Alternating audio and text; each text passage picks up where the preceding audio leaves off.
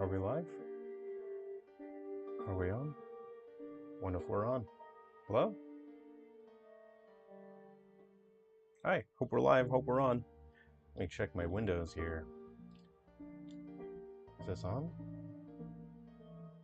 Let's see, how do we share this?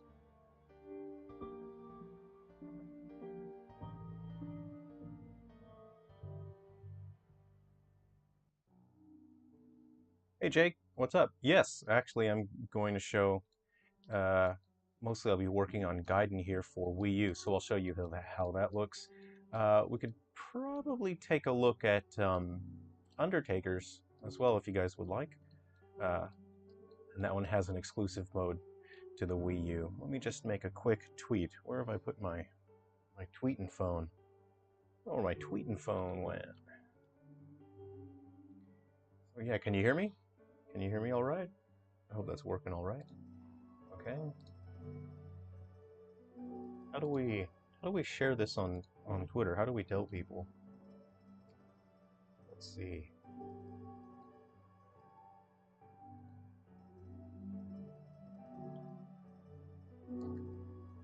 Okay. Let's see here. How do we share this? Here we go.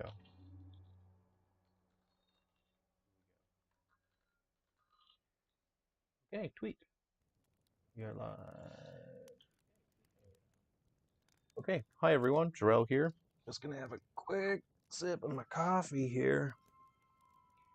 So, oh yeah, I was up late. I was working until about 3:20. I was trying to finish the title track for Gaiden, this game. So, had an issue with my recording setup. I wasted a fair bit of time, and then I restarted the computer and it started working again, so that's always nice. Restarting should have been the first thing I did, so.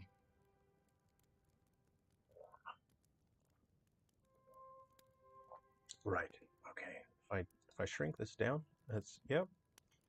You can hear me all right? Kind of looks like it, okay. Okay, so the environment for Gaiden, I want to have multiple environments. Just move that drink there. I want to have multiple environments that players can pick from when they start a new save file, and then the environment will be different different locations based on that. Let me open that. Live streaming. Here we go. All right, cool. I have the live chat here. Let's see. Hey, Droid, what's up? Yeah, I'm a huge fan of weird controllers. I love the balance board. I actually had a lot of fun playing Wii Fit. In Smash Bros, I'm a Wii Fit main, and it's mostly probably because I enjoyed Wii Fit the game so much.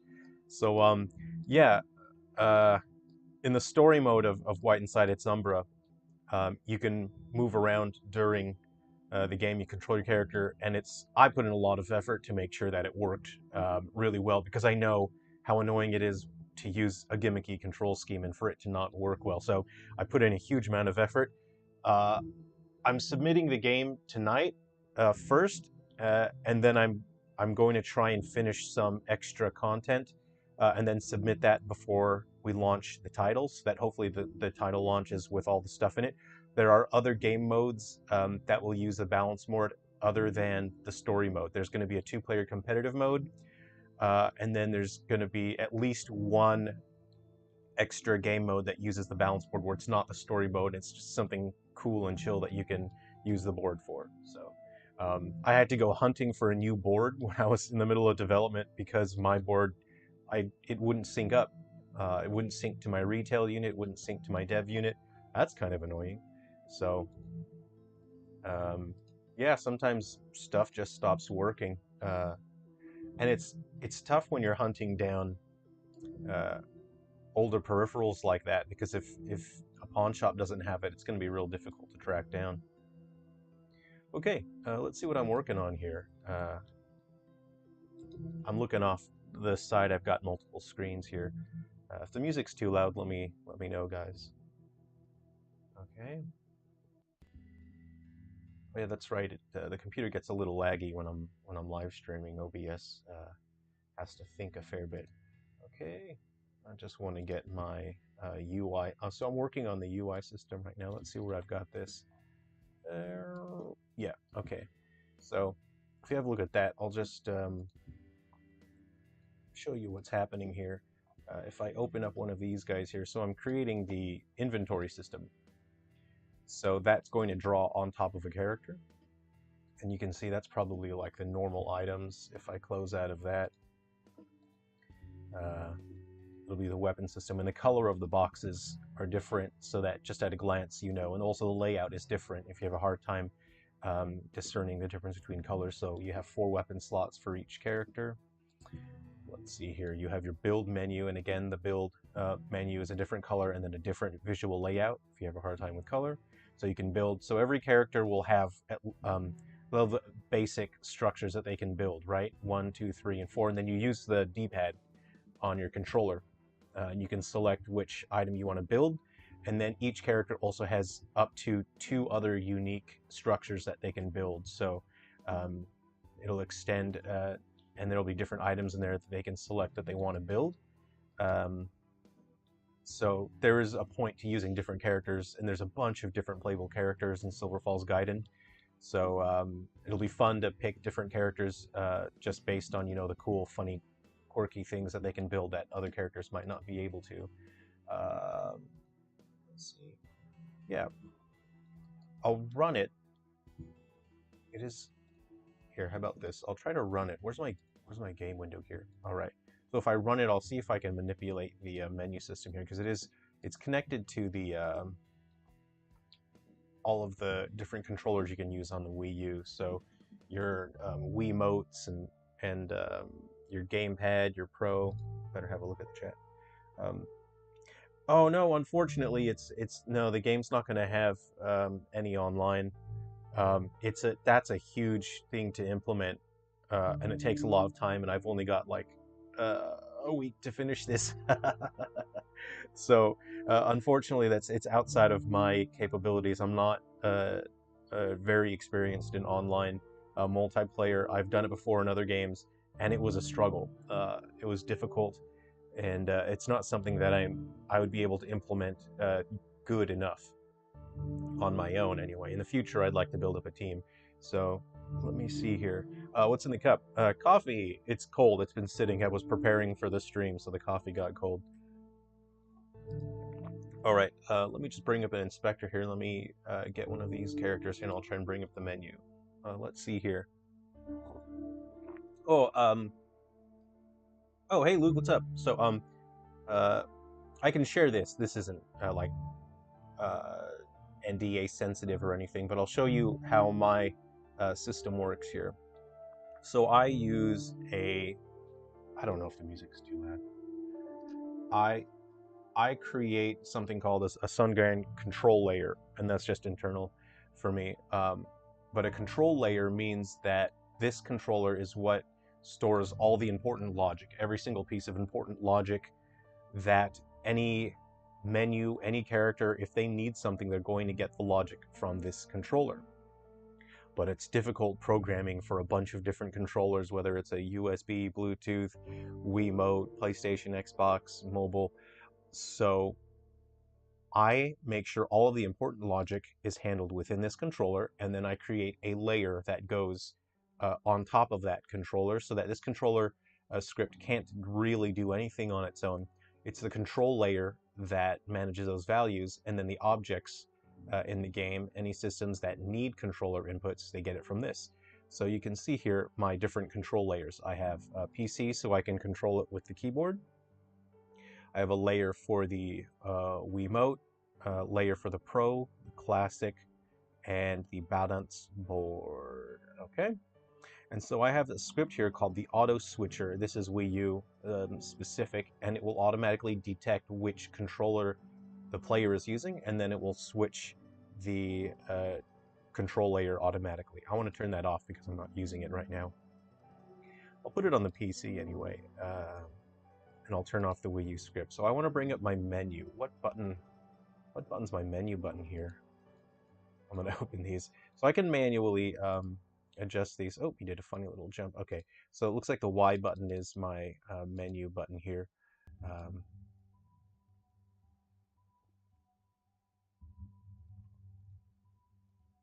if I press the other ones, what happens? All right, so L. Oh, I think I know what I did here. Okay, and then okay, that one.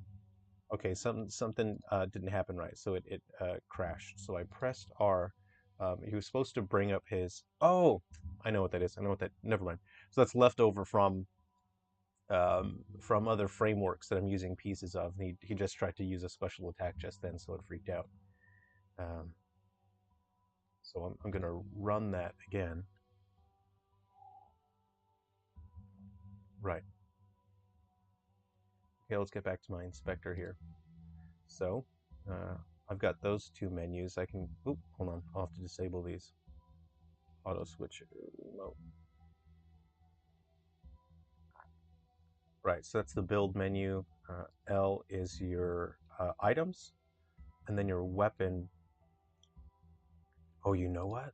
Okay, so I think I created a control scheme that's built specifically so that you can play Wiimote one-handed, and I thought that's sort of like, grandpa mode. Your granddad's hanging out, and you're kind of like, hey, play this video game with me, or your uncle or your dad or whatever, um, or because they're older people are more comfortable with when the Wii came out. Obviously, it was intuitive to have the Wiimote that was sort of like a TV remote because everyone knows how to use one of those. Uh, so I created a control scheme that would actually work entirely using that. I'd have to check my scripts here to see which one opens the weapon menu. But if I want to move this guy, let's see here.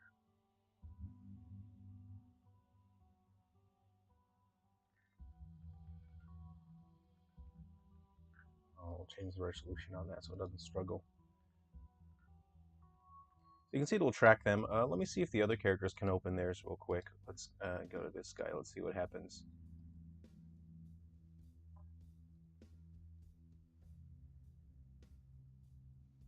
Oh, cool. I have a spammer here too.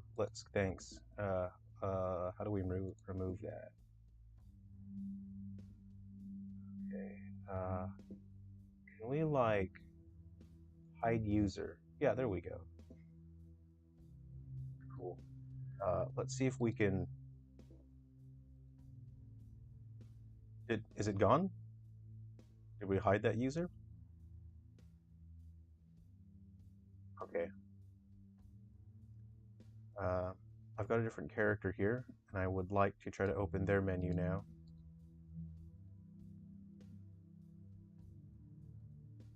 Okay, so what character is that? What? Yeah, okay, there we go.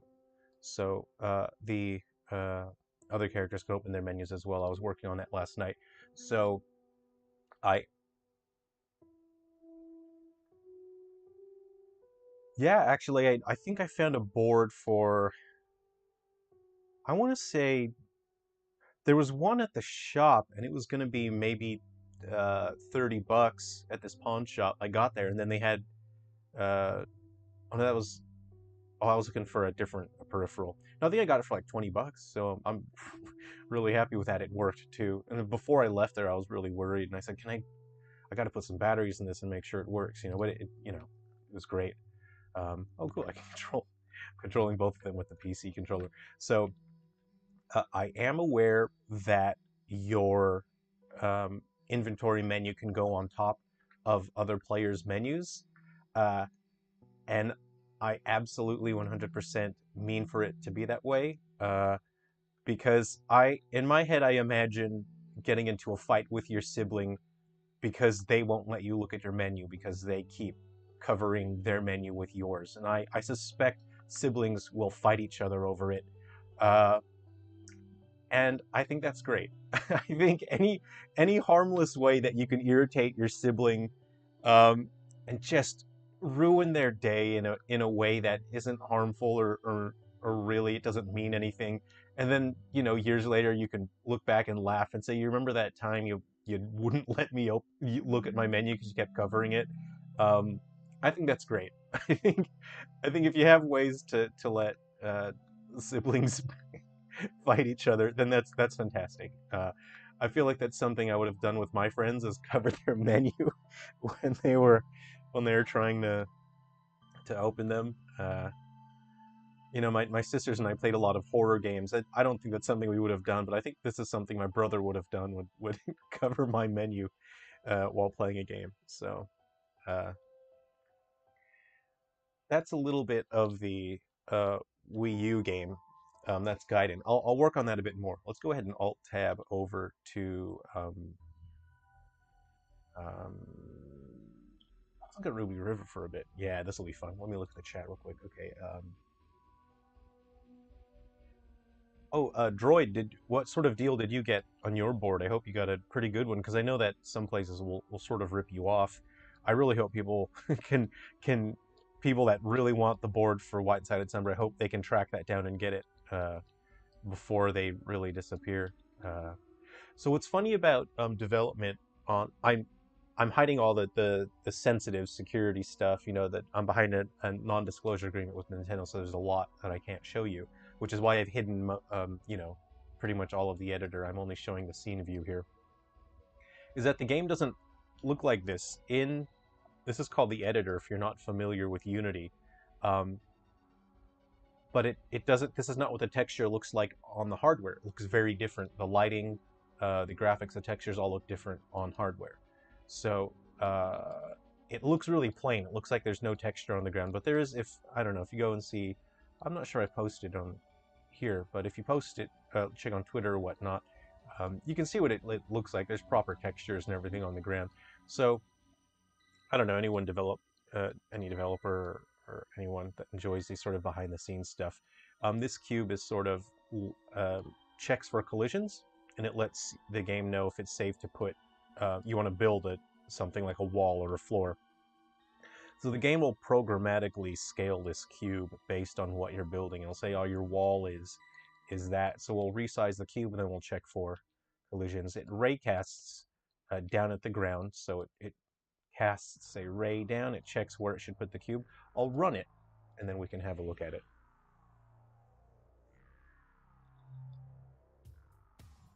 Okay. Oh, let me do my control layer here. Oh, I didn't put a PC control layer here. Can I add that real quick? Uh, Control layer.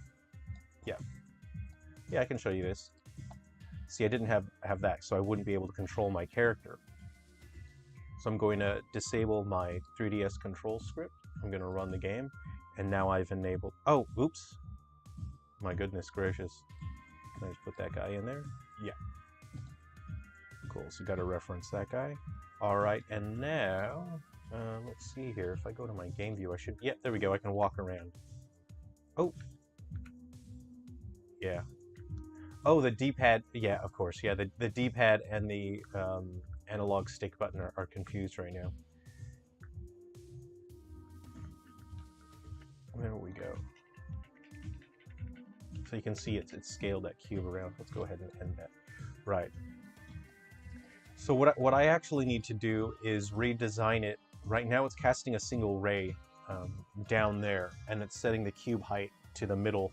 But what I should be doing is casting rays from each corner of the cube, because what's happening is sometimes, if you look here, like there's a slope.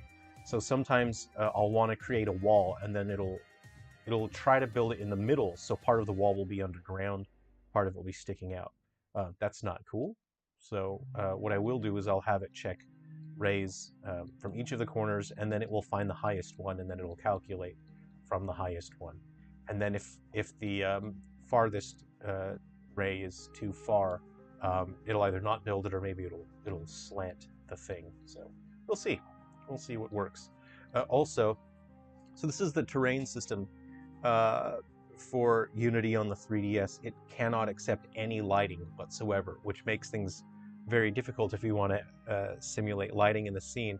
So what I have here is this texture that is like a bright spotlight. So when it is nighttime, I enable that object so that it looks like it's nighttime. So let me go ahead and do that. What I'll do is, what can I show you guys? Can I show you my... So I have a day-night system simulator for this. It sort of creates a fake day-night system. Where's my inspector go? My inspector, there he is. Okay. So this is my time of day manager. So it just checks the real time of day. But what I'm thinking of doing is having a simulated day-night cycle, because it's a little bit, you won't, some people have jobs, they won't be able to play during the night or during the day, etc. So I might just put some simulator.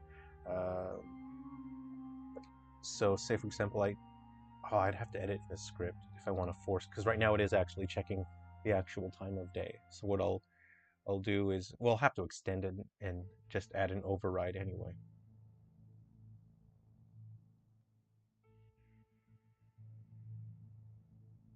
Hi, what's up? Uh, Genos? Gynos? Cool, thanks for dropping by. Luke, not baked. Uh, no, no. That would take up a huge amount of memory if I were to bake any sort of shadows on this, and I don't think that, I think in an earlier shader that was available, you could have a texture that only a terrain that only had one texture, and then you can bake shadows. And then I think they changed it so you can't have any baked shadows, but you can have two textures, which to me is way more useful, because now you can have your sort of rock and your grass. In this situation, I have sand. Okay, we'll get back to my script here. All right.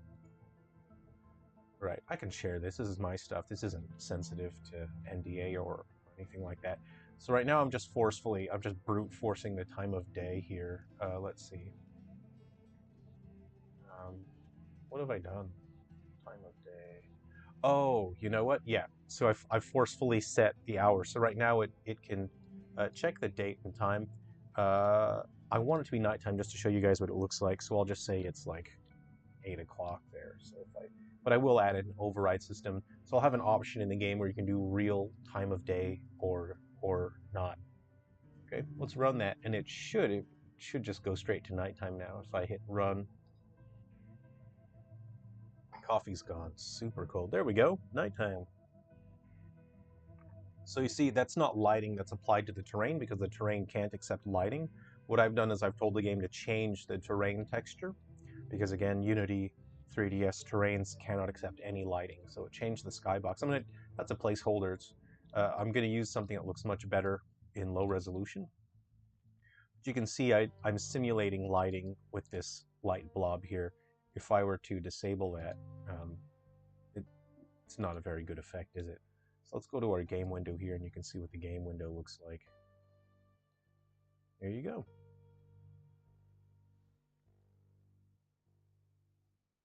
Where's our player here? Just move them around, and then you can see.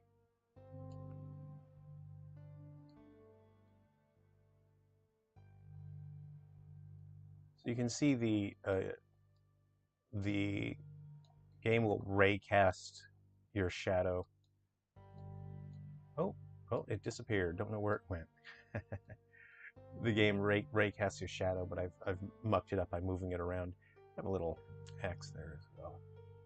If I hit that cubicle, so there, and if I so now the editor will remember the texture of the terrain. If I wanted that to go back to normal, which I think I will, I'll just put that back to... what's sunset time? 876? Oh wait, no, I can just check here. Less than 18, so sunset is 8 or greater than 18. Okay, so it's less than... Well, shouldn't that be greater than or equal to... Oh, never mind. Okay, yeah. That should... So you get 1 hour for sunset. Okay, you get 1 hour for sunset. Makes sense. I'm going to run that. We'll get some sunset light here.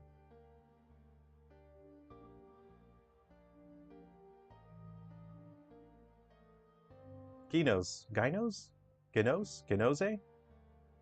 Yeah, thanks for playing the games. It's I'm just a small developer, you know, I'm not like a big studio or anything. So I'm having a lot of fun hanging out with people and making games and especially chatting with other developers is really cool. So this is sunset time. So me personally, I'll share my philosophy on lighting a sunset scene. So I only have access to quite basic stuff, but usually what I do when I'm lighting a scene for sunset is I'll sort of, for my shadows, I'll try to go for a very deep purple or a magenta.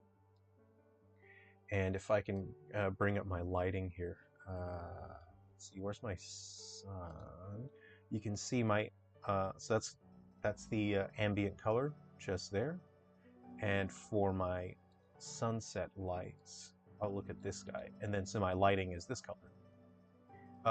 And the end result, um, man, where'd my window go? I need my window. Come back. Hmm. My windows, everything's, there we go. Thank you. You can see the end result on that. It gives it a really nice, warm color. Uh, it's quite interesting to look at because you can see the hints of purple in the shadows just there, and I think it's really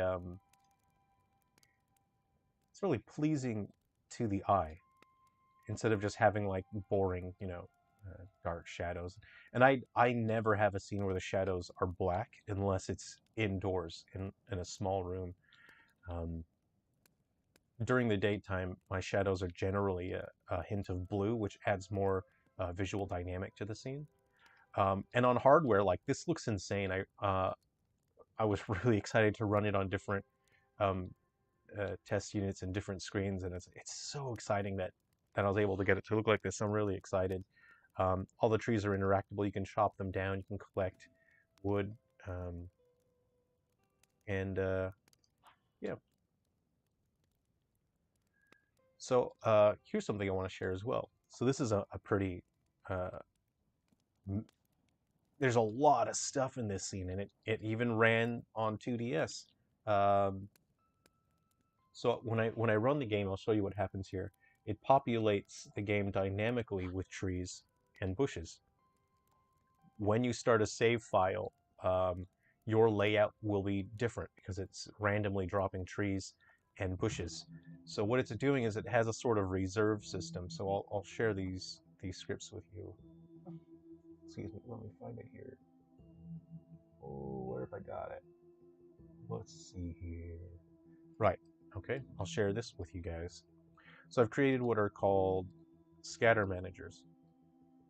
Okay. Yeah, that's right. Um, so this game will be coming out soon. Right now we're working on Silver Falls Gaiden for 3DS, and then I'll show more of Gaiden on the Wii U as well. So the scatter manager, um, so I specify a minimum amount of trees that this one will generate, and then a maximum amount, and then the object that it will scatter. And then it will, when the game starts up, it will pick a number between 60 and 100, and then it'll randomly drop those. So there's much better ways to sort of determine, you can create a gizmo that'll let you specify a range, like a box. I didn't have time for that. I'm making these very, very quickly. So what I've just done is I've designated east, west, north, and south. So that designates the the points in which it can be generated. So if we sort of say, okay, that's as far west as it can generate. So between west and east, north and south. And when I have more time, if I had more time, I would love to make a gizmo so you can just adjust them easily. But right now, this is a very fast and simple way without having to implement extra programming for the editor. So now you can see I have multiple scatter managers. So I've just duplicated the scatter manager, and I can put any object in there. So like some of them have bushes, you can see. And then the layer mask is default and water, but it's checking if it's raycasting on the water. So it casts from the sky down. If it hits water, it's not going to put the object there. So those are the layers that it is checking. So let's see here, if I wanted to make an area more densely populated. So you see this area here, right? And then we'll look at my north, south, east, and west. Okay, so within those bounds. So now I'm going to say, well, you know what? I want more. Give me more trees. Let's run it and let's see what happens. So within this area, it should be much more densely populated. Okay, so if I zoom in, you can see it is very densely populated now. Whereas if I go to an area next to it, this, this area is not so densely populated. So you can see it's very easy from a programmatic standpoint now for me to create and generate areas. And of course, as you get back farther away, it's going to stop drawing them to save processing power, because I am making this run on the older 3DS and 2DS. Okay. So that's kind of an insane amount of trees, though. I'm just going to wind that back down. Yeah, that's okay. And then this here is just my little test area. But what I do need to... Oh, yeah, hey Luke. So this is actually like, I've worked on this like in between working on the other games. I haven't really sat down and worked on this one a lot. This was part of a canceled game that I had announced for the 3DS and canceled it. So I just moved it over to I was taking a lot of the programming and using it on other things, and then Gaiden for the Wii U was going to use this object creation system where you could cut things down, you can build things. And then I thought, well, I can backport that from the Wii U and then put it back onto the 3DS, and it would give 3DS players something really fun to play. And so that's what I'm doing now. So what I need to do is program it here and then back to the Wii U, and then I'm putting them back and forth. So this one is general account. Hello. So this isn't something I've spent a lot of time with. I need to spend more time on this to get it submission ready, but it'll be submission ready. But let me share my script with you so you can have a look at it. And then if you want to build something like that yourself, that'll sort of help you understand how I did it. So this is my, I call it Moostake, my persistent object scatterer.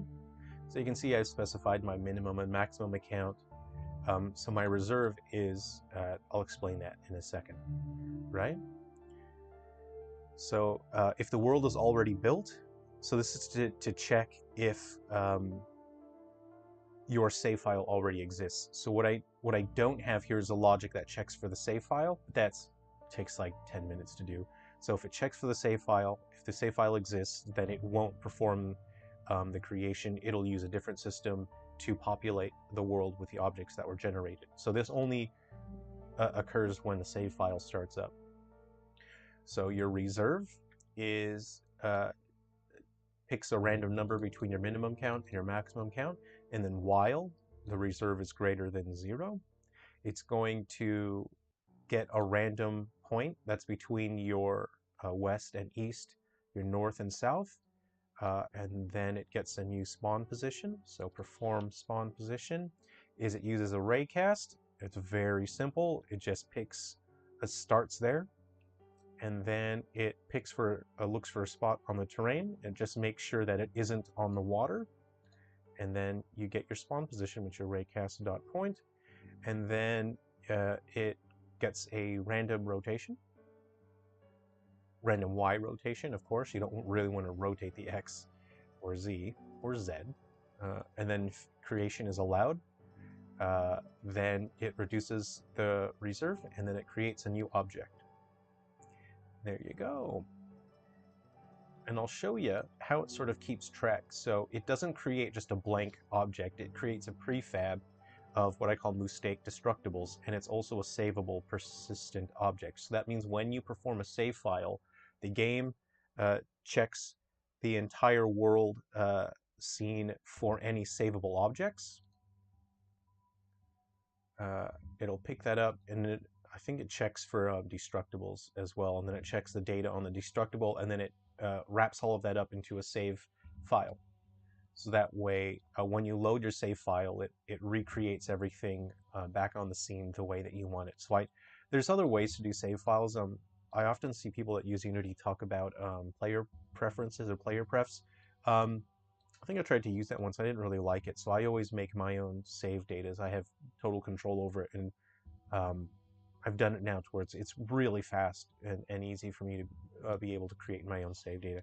So what I'm doing now is I'm trying to take sort of the build systems from uh, Gaiden on the 3DS, and I'm going to move them across to Gaiden on the Wii. So I'm gonna do that now. Actually, I'm gonna take my moose stake framework, but I know it's gonna freak out because it has dependencies on other scripts. So I'm just gonna look. We'll do this. We're gonna copy that, and then we're going to bring it over to Gaiden on the Wii U. We're gonna paste it, and then I'm just gonna fall through it. I'm gonna see what error messages pop up. Oh, moose stake. Yeah. Early on, and when I was creating the Silver Falls games and I was conceptualizing it, like uh, a lot of it kind of almost always revolved around the Moose Stake Festival, which is a, a festival that takes place during Three Down Stars on the 3DS.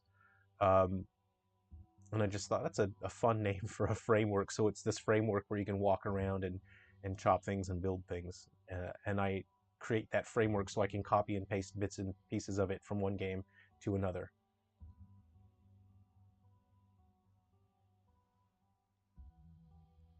Papyrus, yeah, I agree. I would love if there was a two-screen Switch. Um, I'm calling it now. I don't have any inside information, but I'm predicting. Um, Nintendo has a habit of doing a great console, and then on the next one they drop the ball. Like for example, the Wii U should have been called the Wii 2 because people didn't really think the Wii U was a different console. They should have called it the Wii 2 because then people would have understood that. So I have a feeling that the next Switch is going to have a name that's just going to confuse people. So I'm calling it now. I'm predicting it. It's going to be the Switch Up. How about that? It'll be the Switch Up, and I'm just going to spitball here. It's going to have a second screen. A second screen is going to pop out. How about that? The Switch is a Wii U Pro.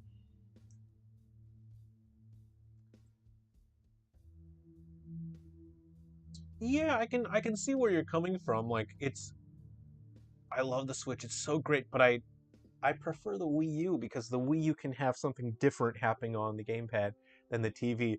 I mean, it's a pro in that it's better, stronger hardware, but it's less pro in other ways because it only has the one screen. I don't know. I just really love the two screens of the Wii U. I love that the sounds come out of it, that you can interact with it in ways that you can't with the Switch. But again, it's difficult. Nintendo had a difficult time explaining to people what the Wii U can do, and I wish that I'd developed my skills faster so I could make more Wii U games sooner. Okay, so let me see. I've got some error messages here. Gee, I can't wait until Nintendo makes the Switch up, and then people ask if that's a new controller for the Switch.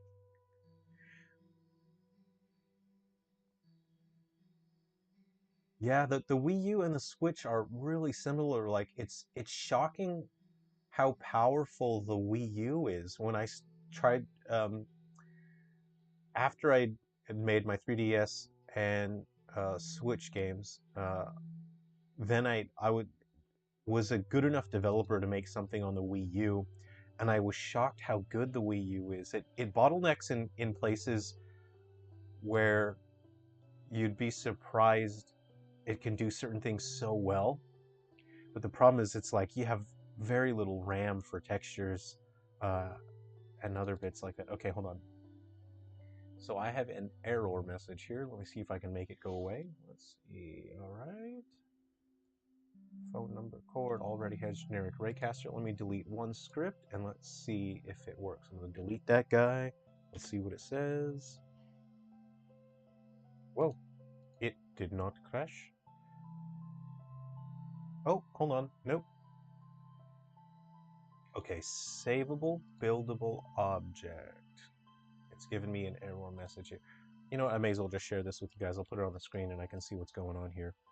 All right. Oh, yeah. Okay. So this is like wild. This isn't like an NDA thing, so I can share this with you. But when you're saving data with Unity, if you're creating a save file, so a vector 3 is like three values. It's three numbers that can be like 1.2, 5.7. It can be a decimal number. Uh, Unity doesn't let you save that in a save file. It's insane. Uh, and I was in shock. You know how, like, I don't know, someone can get attacked by a wild animal and their brain doesn't process it. It doesn't let them understand it. I felt like that. I felt like I was assaulted by a wild animal when I found out, because I was creating save data for this. I was saving positions of the objects, and I was in shock because I couldn't save it. It has to go through a process called serialization, and it's non-serializable. So I just had to create my own serializable vector 3. A bunch of other people online have done it. It's it's not hard to do. It's very easy to do yourself. It takes, a minute or two. So why didn't Unity make vector 3 serializable? If it took me like a minute and a half, why isn't it built into Unity? And that's, you know, it's a little bit irritating that there's so many things in Unity where it's like that. And then of course the community, the Wii U, the Unity users create solutions, and then because they've created a solution that you can buy for $5, it's like Unity says, "Oh well, we don't have to do it. Someone made it for $5, but you can just go buy their thing." It's a little bit irritating. Let me show you my script for that in case you need to. I don't know if you guys want this. If you want me to upload it to share it. Um, so it, my there's other way. There's probably like way better ways to do this, but vector 3 serializable is it just stores floats. Floats are serializable. You can save that. So I have two functions here. There's copy from vector 3 and get vector 3. So get vector 3 returns the vector 3 value, and it just returns vector 3. And then copy, you input the vector 3, and then it sets those values to the. It's so why did I have to do this? This is something that should be built into it, but that's plenty of things. Yeah, oh yeah, look, it's a great, Unity's great. The core features that work, they're fantastic. Uh, the problem is there's so many things that should work, that should be there, that aren't. And then you have to do a bunch of extra work to do something that's so basic. And it's weird. It's weird that there are things that should be there. Okay. It's kind of like if you bought a car, and if there were power windows, but the parts like the little flippy switch and the motor to roll the window up and down aren't there, but they're like included, so you kind of have to put those parts in yourself to make your car's power windows move up and down. That's what Unity feels like. Is they've included a bunch of stuff, but it's not really like it's not really there, and you have to do a bunch of stuff. But it's like, why isn't the little control in the motor for my power windows? Why isn't that built into the car? Why do I have to add that myself? Uh, that's what Unity feels like to me.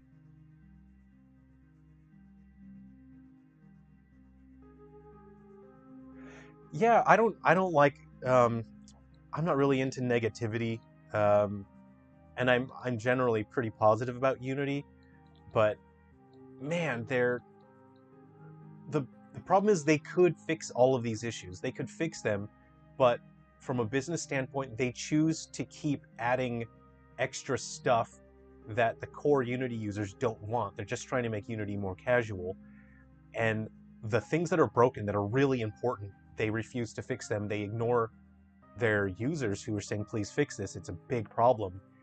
And then instead of fixing it, they'll go and they'll acquire new stuff and they'll add it in, but those things won't even work properly.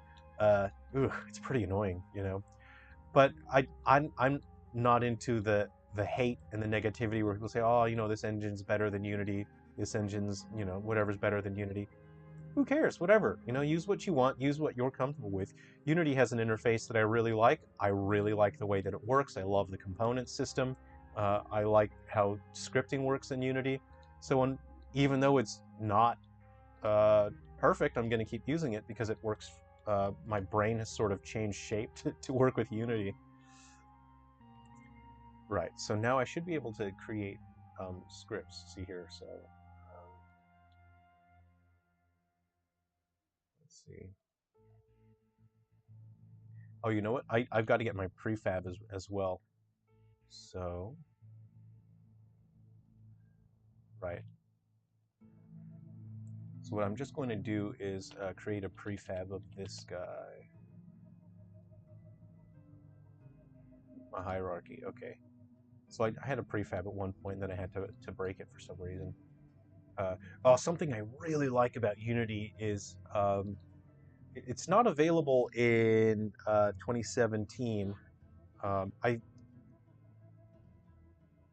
don't know if it's 2018 or 2019 that started nested prefabs, um, and I didn't understand what it was at first.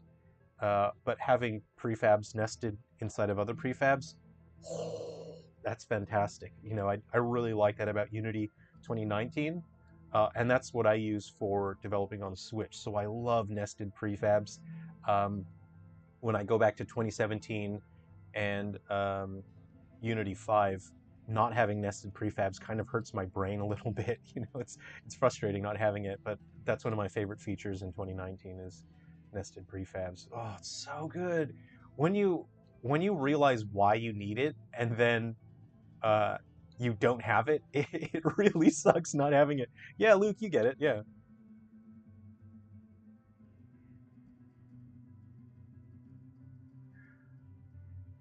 So this is Silver Falls Gaiden for the 3DS, and it's going to share some gameplay, the open world exploration, building. You can build your own fort, you know, your custom castle and a bunch of stuff. At night, enemies will come and attack, so you have to protect your fort. During the day, you can collect resources. Uh, and I'm sharing programming between the two things here. I'm going back to the Wii U version in just a second, but they're not the same game. They're quite different. The Wii U version is multiplayer. The Wii U version has up to 5 players. I'm creating a prefab of this guy right now, and then I'm going to copy this. Let's see. So that's Ruby River. Go to my prefabs. Ooh, I don't want to break anything. Oh well, too bad. Okay. All right, we're going back to the Wii U version.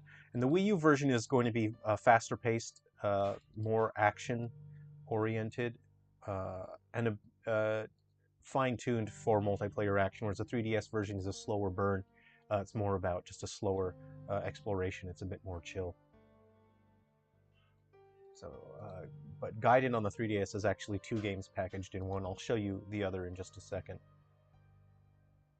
Just waiting for Unity to open up my folder here.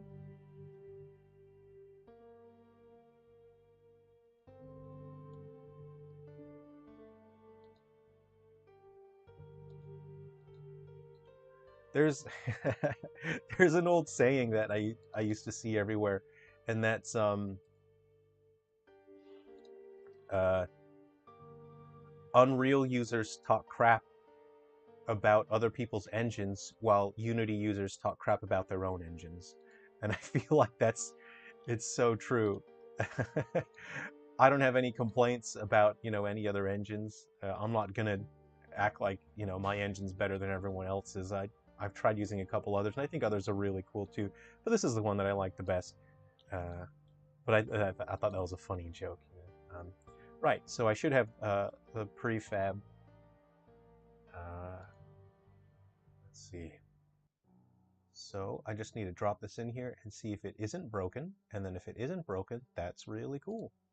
Right, so I'm going to drop the player in and the game doesn't freak out. Excellent. So this is the 3DS player logic.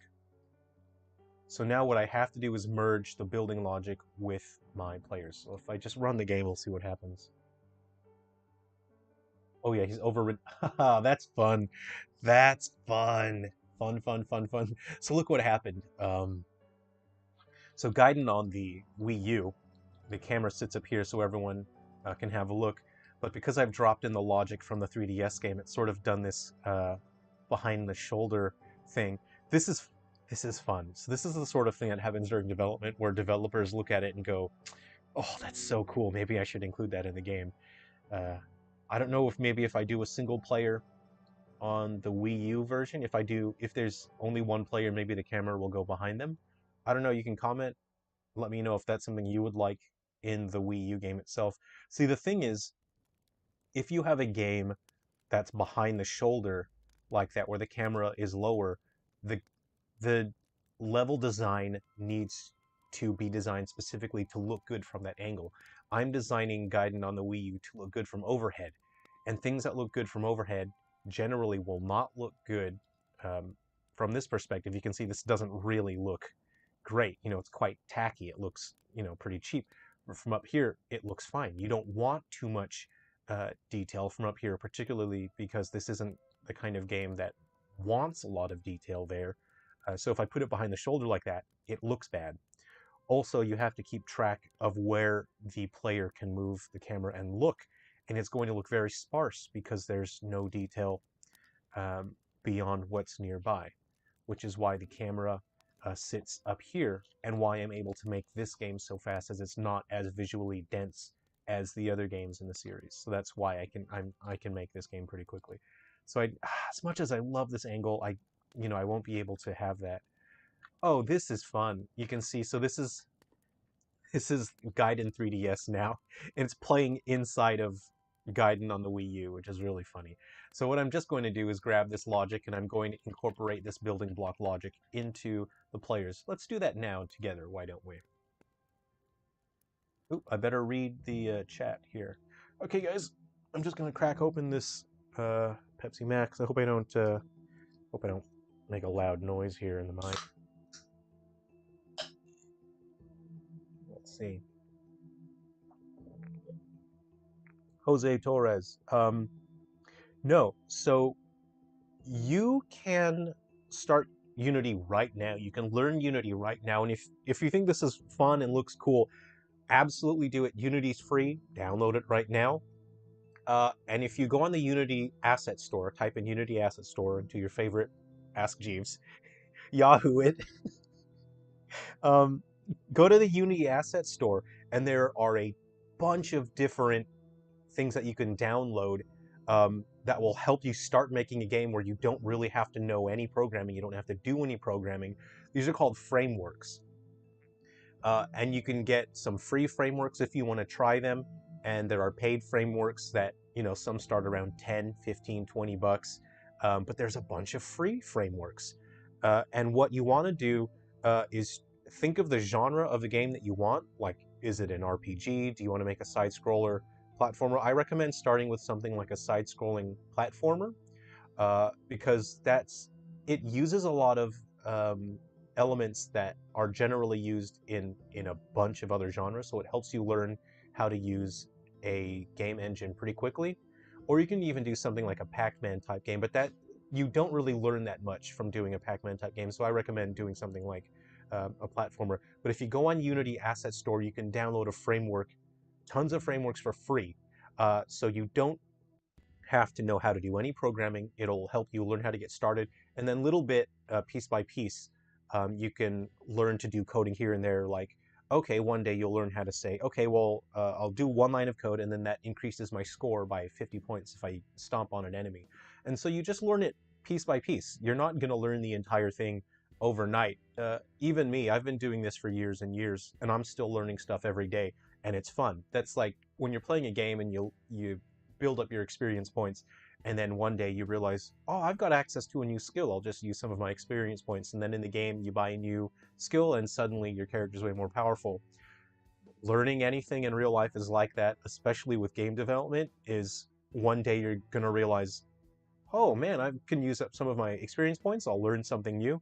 And even every few weeks I learn something that totally changes the way I develop, that makes my games way faster to make and way better.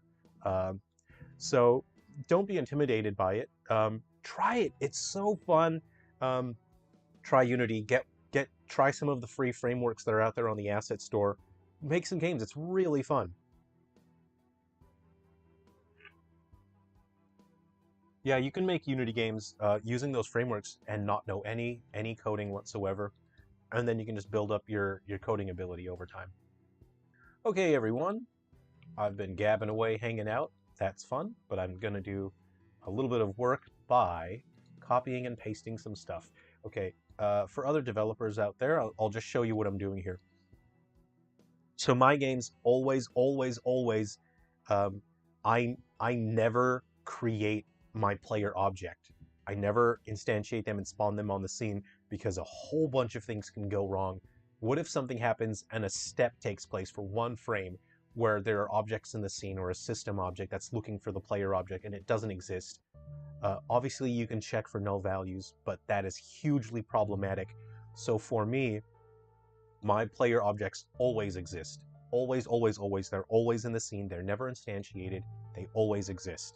So you can see what I have here. I have player template 1, well, 0. 1, 2, 3, and 4. That's 5 playable characters. And those all have their own control logic. As I showed you before, oops, I'll minimize this, that popped up. So all of these objects will use my auto switcher. They'll detect which controller is being used on the Wii U, and then they'll switch. Yeah, no thanks, Jose. Feel free to message and ask. If you start using Unity and you have a question, feel free to send a DM, and I'm happy to answer questions as well. People are often messaging me about game development, so I'm always happy to help out. Uh-oh, where'd my window go? So yeah, I've stacked my windows a funny way because I can't show you the main editor of Unity. So my logic here is every single thing, excuse me, every single thing that you need your game to do exists already. I need it, sorry, this is doing my head in. I need to turn this camera off. Let me hide this guy. So everything that your character needs to do, whether it's picking up objects, fighting enemies, all of that exists. The logic is always there. It's never missing from the scene. So logically, nothing bad can ever happen. Says me. Nothing bad can ever happen to an extent. But what does get instantiated, that means when the rooms start up, what happens is it detects which character is selected for that player ID. So this is player ID 1. It says which character is this player using? Is it character 1, 2, 3, 4, 5, 6, 7? And then it creates the graphics and it adds the graphics into the character holder. So say for example, I had a placeholder in here during development and just stuck them in there. Hold on. Okay, Unity is thinking for a second.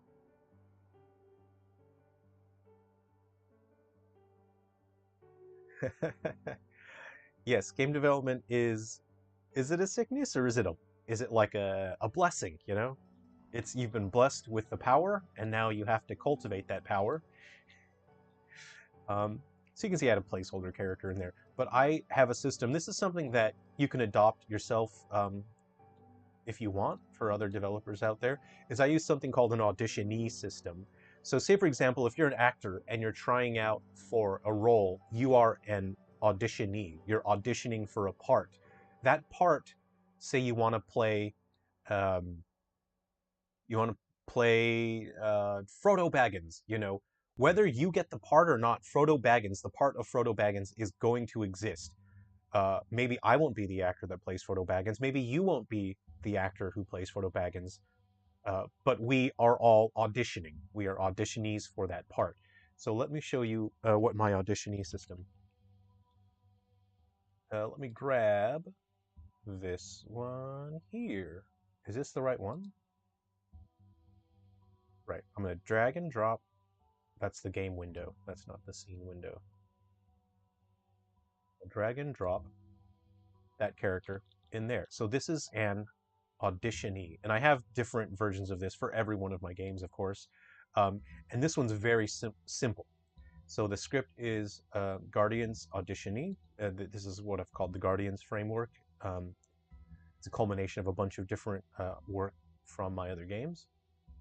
So all it needs to do is reference the animator so it knows how to tell the game how to animate the character and where to put the weapons. So I have a weapon holder for the left and the right. So when this character equips a weapon, it knows where to put the weapon. It references the weapon holder right. Let me see, I'll just grab something here. I don't know. What have I got? I'm just going to type in weapon rig, weapon shotgun. Is this or are the graphics missing for this guy? I don't know, machete? Let me try this. I don't know if the assets exist for that object in there. Okay, so I don't, uh, this is from a different project, so I don't have the graphics for the machete in here, but just to show you that's where it would put it. I'll put a block in here just so you can see what it looks like. There. So if the machete graphics were in here, then it would know, okay, I've put it in the right place. So the game can really easily manage, you know, where to put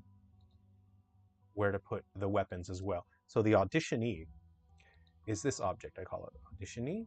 So what it does when the room starts up, it takes the auditionee, it creates it, and then it puts it inside of the player template. So the logic exists here. The auditionee only holds the graphics. Let's go ahead and reset that. So now you can see what happens. Now that character, the player object is always there, but now it has graphics to represent what it's doing. The game does not rely on this character for anything. It's just a visual representation of the logic that's occurring in the game. All the logic that is important exists in this object, right? I don't know where I'm pointing here. There we go. Yeah, and I'll run the game and I'll show you what happens so you guys can see my player templates here. I'm going to run the game. And you can see that it's added those characters in there. And I've got Dodger over here as well.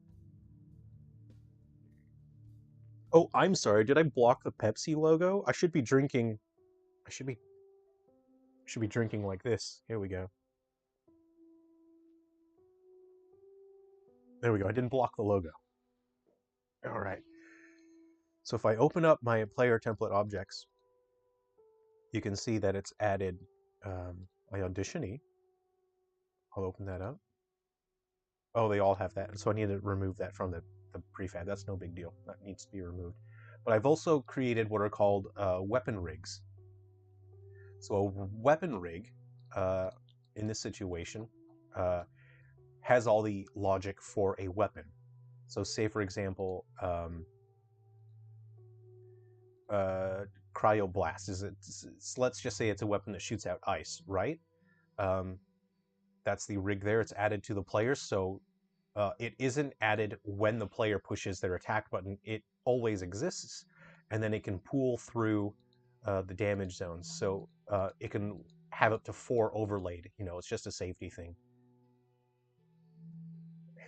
No, no, I'm not sponsored.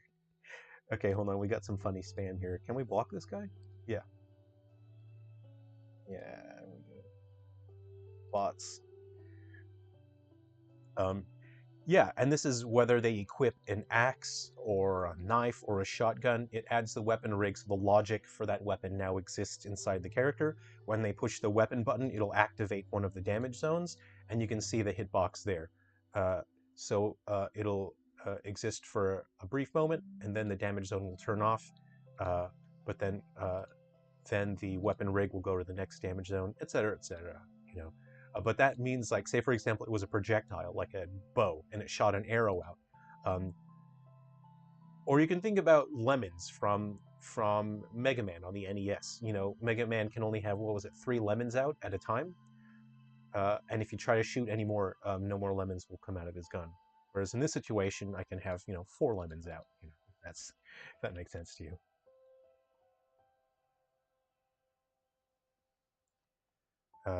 Yeah. So look, that was a placeholder graphic. We're going to delete that. I'm removing that. And now I'm going to apply the change.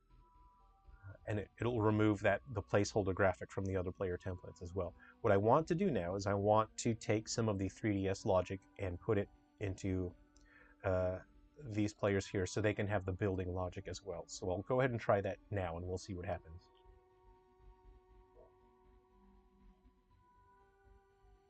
There we go. Yeah, nope, centered. Hold on, I'm holding that right. There we go.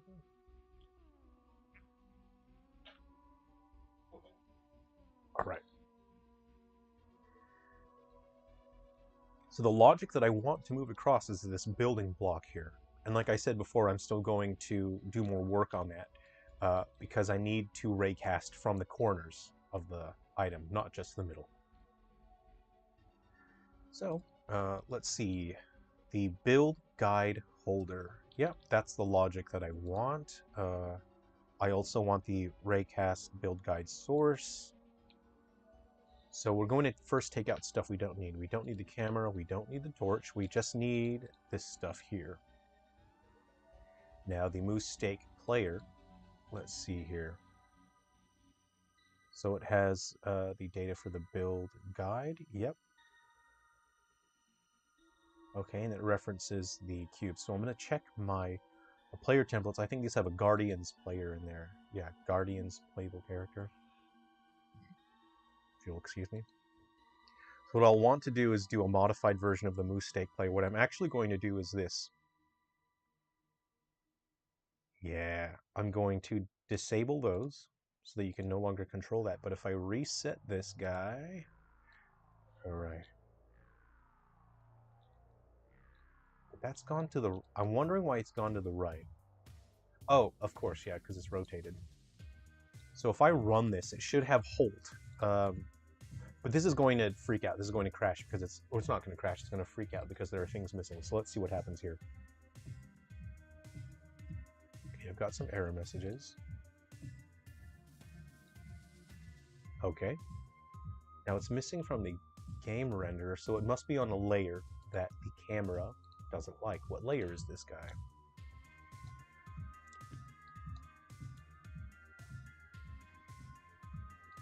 Build guide. This is hitbox. So hitbox is supposed to be invisible to the player camera. So what I want to do is make this make that default for now. Oh, no, no, no, no, I don't want that. Because I think this guy's checking collisions. Yeah, we don't want that.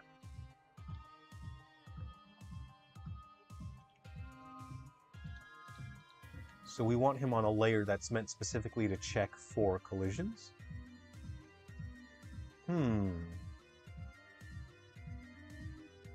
This is the difficulty of moving stuff from one project to another.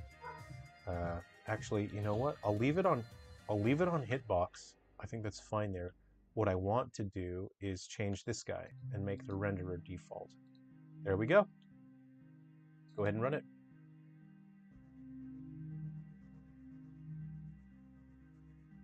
Okay, give it a second. I found these the other day. I don't know. I live in Australia, so we have these. Is this on camera? These are Pascal Chalk Mallow Bites Salted Caramel.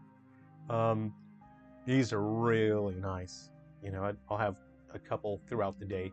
They're really fantastic. If you're having a cup of coffee, that'll go nicely with your coffee. I just have one just now. These are really good. Like, have a look at these guys. Yeah, they're really nice. I don't know if you've got them in your whatever region you're in, but keep an eye out for them. I recommend them. They're really nice.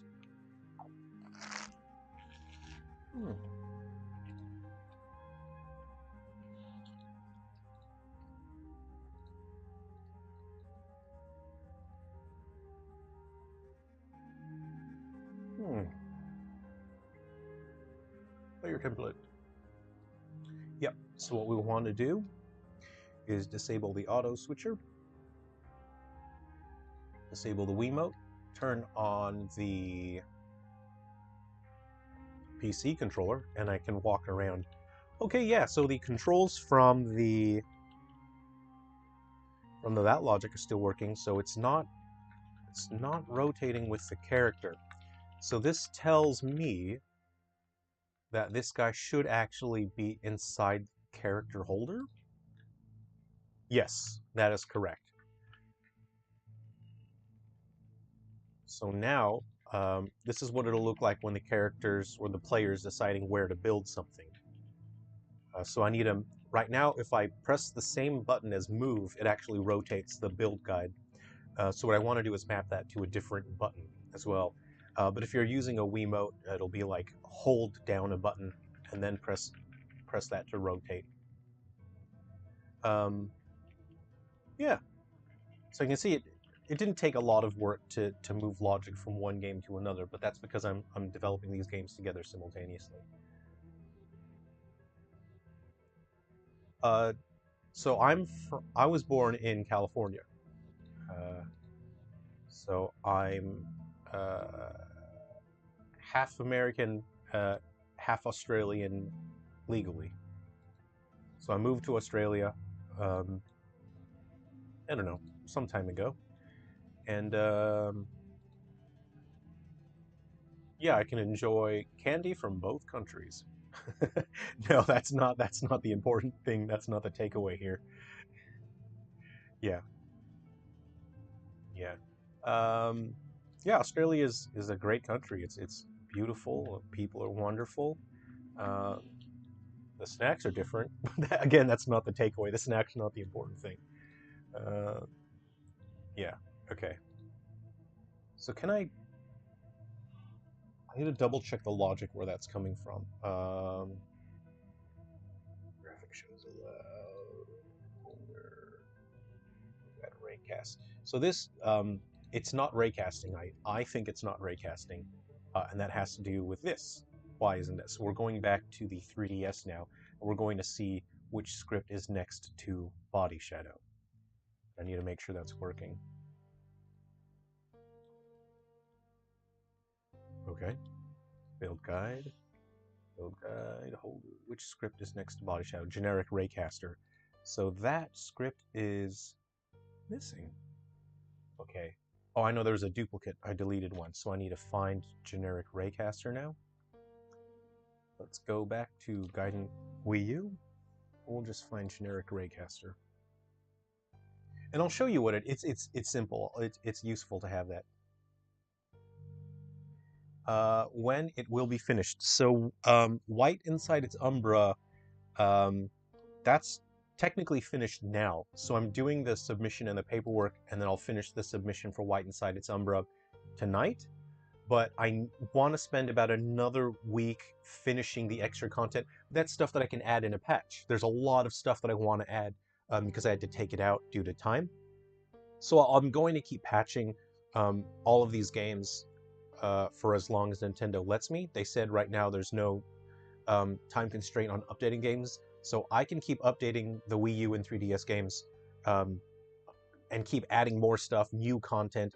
So even though we're not getting new games, I'm going to keep packing these games full with as much content as I can. So it's like, we have something fun to do on the Wii U and 3DS. So White Inside Its Umbra is, that's done. That's going to be submitted tonight. This is Gaiden. All of these games have to be submitted before the end of the month. I have very little time. But this game, I suspect this game will probably be totally done and ready to go in 3 weeks, probably. So I'm going to submit a version to Nintendo, and then I need to do more work to finish it. So Gaiden will probably be 3 weeks. Undertakers will probably come shortly after that. And I think Undertakers is going to just be a really fun. The versus mode is going to be pretty frantic because one player is using the gamepad. The other 4 players are using controllers to fight the gamepad player who's spawning monsters. I think it's going to be a lot of fun. And in updates, I could add more monsters, so who knows? I'm looking for my generic raycaster. Hello? Yeah, it is crazy time crunch. Yeah, look, when you're under crunch like this, you have 2 options. You're either really miserable and then you're just a grouch, you're angry, or you just enjoy yourself and you have fun, and like this, hanging out with other people that enjoy games is really cool. You know, I really enjoy hanging out and talking with other game developers who like games the way I like games, and other gamers who like games that I like, and especially for people that still enjoy the Wii U and 3DS. Obviously, still really enjoy the Wii U and 3DS, and that's why I'm doing these games, is I want to share that excitement with everyone. So, okay, so I've installed that. I'm gonna see what happens if I run this. Yeah, I worked out a deal with Nintendo. They'll let me uh, s- uh, keep submitting and working on these 7 games that we've agreed on. They'll let me keep upgrading them, but I have to submit the first version before the end of the month. So let's go ahead and disable that, and disable that, and that, and then, oh, I forgot to move this guy. I forgot to, oh, uh-oh. I was supposed to move him up here, so I'll do that next. There we go.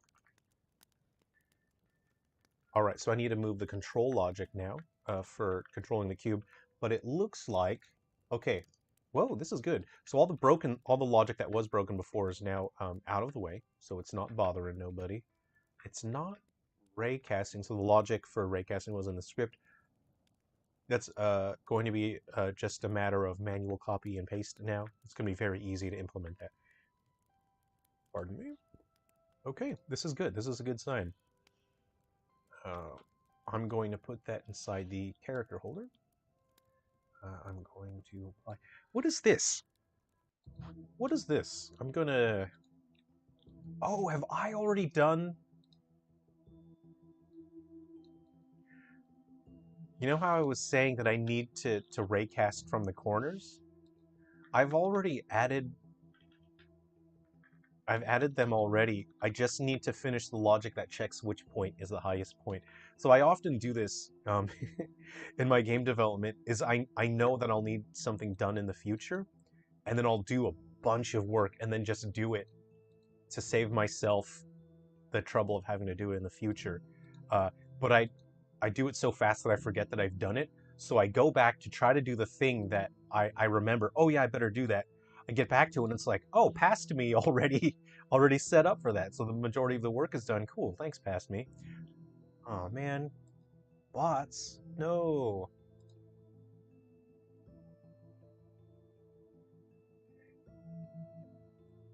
Bots are annoying. Let's see.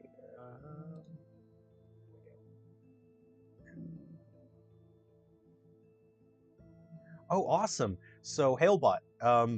Yes, then uh, Silver Falls Undertakers is going to be perfect for you. Let me just grab the. Be back in a second.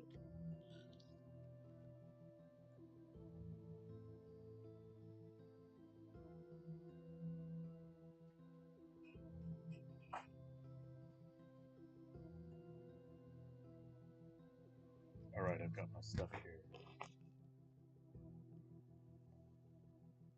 Cool. Yeah, Hailbot. So how Undertakers will work on the Wii U is you have 4 players. They have their controllers, and one player gets the gamepad. So on the screen, they can see where everyone is, and the player that uses the gamepad uses the touchscreen to spawn different enemies. So every time you play a stage, the layout is a little bit different. So there could be spots where players can get bottlenecked and trapped because the environment's sort of randomized every time you start. So you can all have different experiences. There's also an element of there's like a Wheel of Fortune sort of thing that starts at the beginning of the level. So randomly. Uh, the human players might get boosts or the gamepad player might get boosts, and then it'll totally change up the match when you get something that's like a ridiculous power boost. That's to keep things fresh.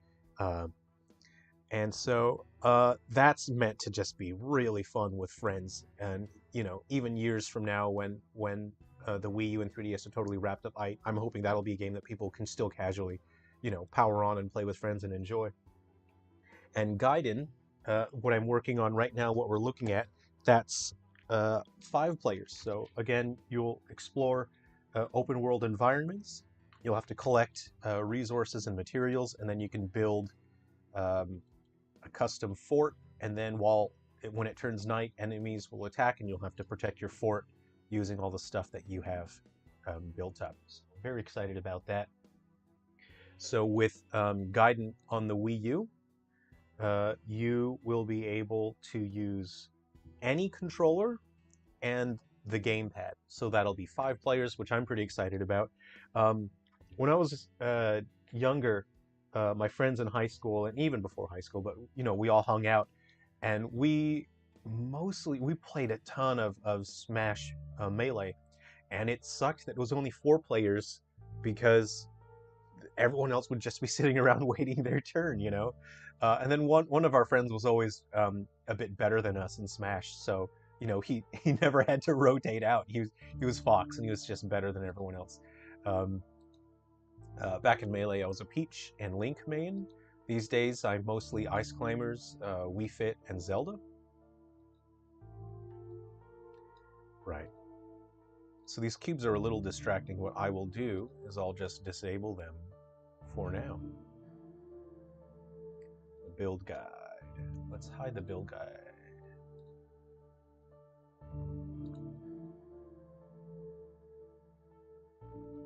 Oh, I never got to do Zombie U multiplayer. I didn't even know it had multiplayer mode. Hold on, I need to drink my sponsor Pepsi.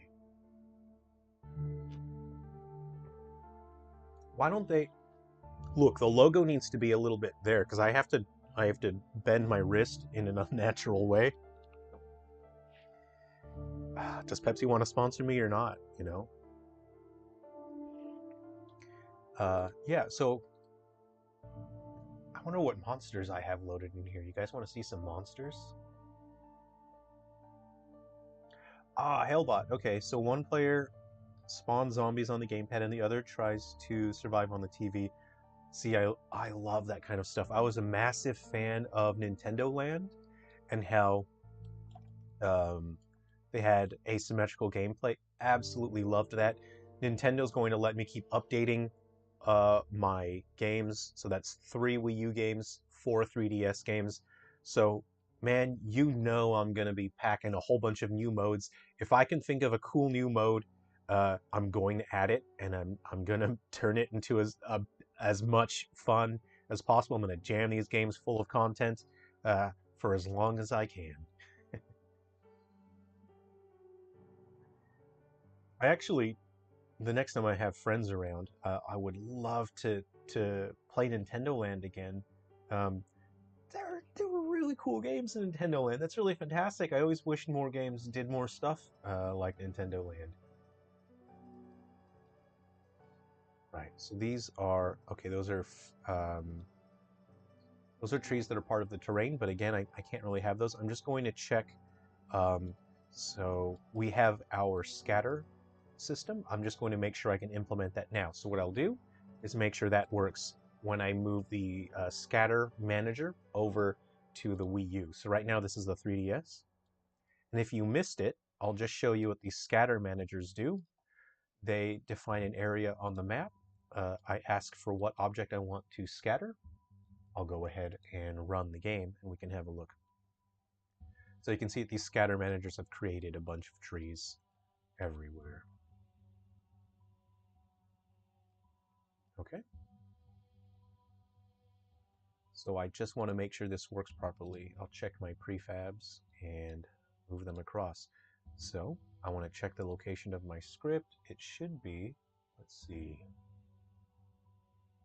right? It's in my framework. It does exist. I'll check the location of my prefab.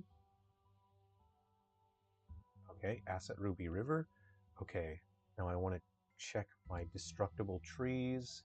Okay, they should all be in there. So I'm going to my Wii U game now. I should have copied everything across already. Should all be in there. Gaiden Wii U. And if I go to my scatter managers, I should be able to just So I've created a prefab of the 3DS scatter manager. What I'm now going to do is drag and drop that into my Wii U scene, and I'm going to see if it works. Kenneth, I'm working on getting a job so I can buy these games for my Wii U. Look, do your best. Go for it. I hope you can find a job and get them preloaded. But if things don't work out, if you can't get a job in time to load funds into your eShop account, let me know if the that time period has passed, and then I'll get you game codes if you've missed out on the games. Nintendo will give me review codes that I'm supposed to send out to review websites and whatnot, but I can hand them out as giveaways for contests and things as well. So let me know if you miss out, and then I'll make sure you don't miss out on the games.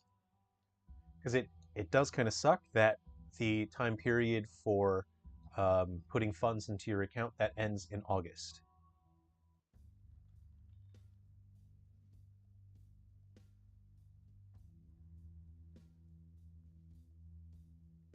Okay, so I have my scatter managers here.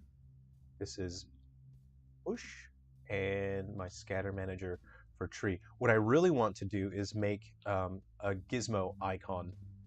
That takes a little bit of work, and I don't have time for it right now, but it'll draw a little icon so I know where my scatter managers are. And then it'll also draw the boundaries as well. Don't have time for it. I'm going to run it now. So I'm going to look at east, west, east, north, and south. Oh, that's a big area. So those are the bounds of where the scatter manager is going to try to create trees, and I'm just going to make sure that I do have my destructible trees here, that they have their graphics. Okay, the graphics are missing. I'll just try and fix this real quick. All right, we have our destructible tree. What is missing here?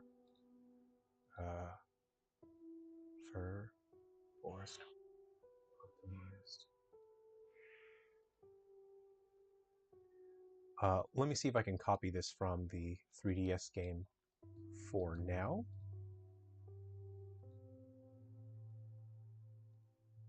And we'll see what the deal is.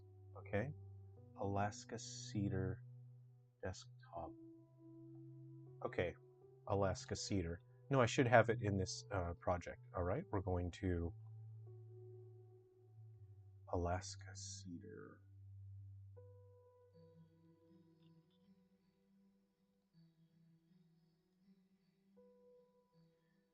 Oh, hey, I don't mind at all. I really just want people to be able to enjoy these games, you know, and it doesn't matter to me that I'm not going to make that much money out of them because of the time period, because they're only going to be selling so short.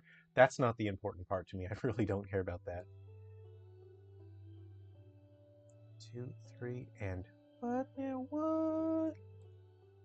Okay, that's LOD 2. All right, but I don't know why those are.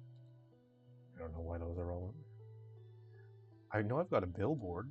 LOD 2. What is it? You know what? I'm gonna replace that Alaska Cedar desktop. Yeah, I'm just gonna grab this guy for now. I'm gonna put this in there. I'm just gonna reset position. I don't know what's up with this guy. I'm getting rid of that guy. Okay. Wait, no, I want to use this tree. I want to use that guy there, right? Is that the guy?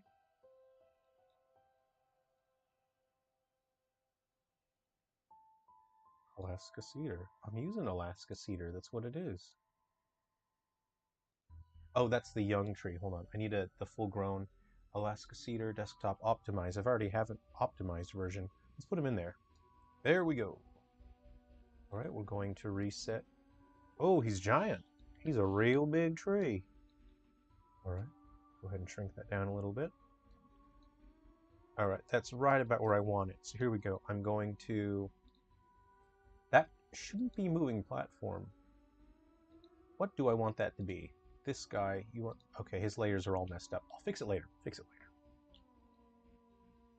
later. Breakable. Uh-oh. Yeah, that's fine. That's fine. Oh no, no, no, no. That should be default. Actually, no, it should be breakable. I'm a crazy person. I don't know what I'm saying.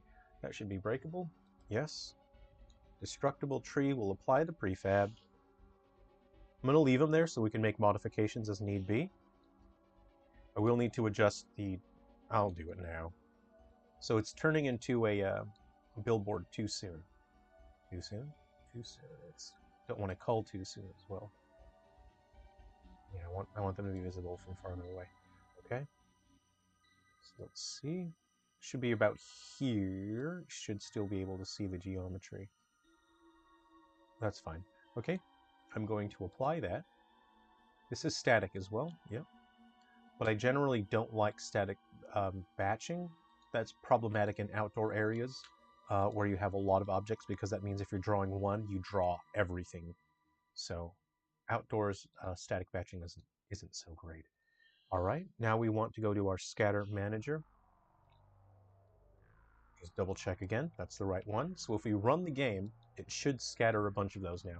So what we've just done is we've copy and pasted code and logic from the 3DS game, and we've asked it to go into the Wii U game. It didn't happen. Didn't happen. See? So what I've done here is on the layer mask, it's got nothing. I want to go to default and water, and I need to identify my generic raycaster. Why don't I have a generic raycaster? I'm going to check back to the 3DS. I'm going to check what's happening here. I'm supposed to have a generic raycaster on that object. So what I need to do now is add my generic raycaster. This is something that I've created. It's very simple. I'll open it so if you're a developer with Wii U, you can understand. I really just want this. This saves me having to type this sort of stuff into all my different objects. This handles all that stuff for me. You can have a look here. It's got my raycast results, the closest hit, so it looks for the closest thing that it's hit, etc. And then it does it in an optimized way where it's non-allocated, so there's less memory pressure. It doesn't allocate it, so there's less risk of memory leakage, which happens very often in Unity. And it returns the closest hit, pretty much. And then when I need to ask for that, it's just a one call. I just call the function. Okay, so now that I've installed my generic raycaster and I've identified which layers I want to check, I'll run it now and we'll see what happens. And there we go. You can see that it's populated the area with some trees. Now, I don't think there are enough. There are never enough trees. So, I'm going to say 200 trees, between 150 and 250. You know what? No. Mew is a Pokemon as well. 151.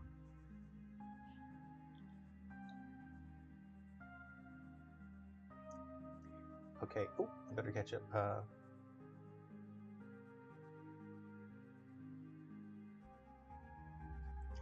Yeah. I love the Wii U and 3DS. I wish there were more games on there as well, which is why I'm doing this anyway. So, I just think it would be cool, you know, because game development has come a long way since the Wii U and 3DS launched, and I feel like I could bring a lot of that new technology to where stuff that, you know, we weren't really able to do easily back then, it's a lot easier to do these days. The sort of games, especially with storytelling, I feel is one of the... I mean, anyone can make a video game. I think it's the story and the characters of Silver Falls that at least I can bring something, you know, a bit different to the table. All right, let's go ahead and turn off our switcher, our Wiimote, turn on our PC control script, and actually, Oh, now, yeah, the camera follows. So you can see here with that one script, I was able to generate trees now. So I didn't have to manually place those trees. Every save file, the trees will be different. I'll have it generate bushes, rocks, other objects as well, so things you can collect materials from.